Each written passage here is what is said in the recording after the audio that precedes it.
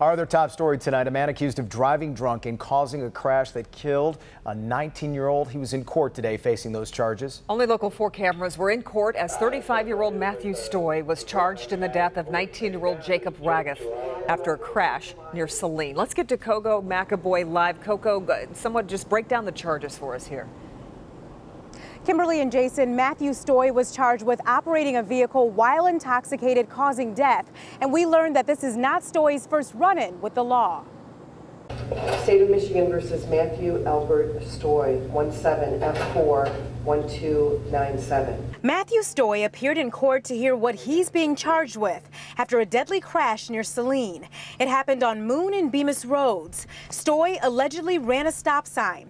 The prosecutor saying, according to witnesses, he came straight through without hitting his brakes. Quote, never came close to stopping. Deputies say Stoy's vehicle slammed into a car driven by 19-year-old Jacob Raguth.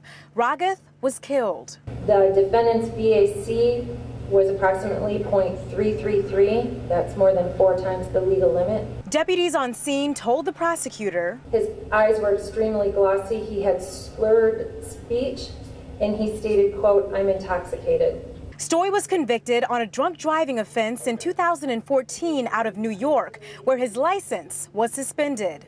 Now Stoy is facing a felony charge. And of course, Stoy could face up to 20 years in prison if he is convicted. He'll be back in court next week. We'll, of course, continue to follow this case. Back to you. All right, Coco, was he given bond today?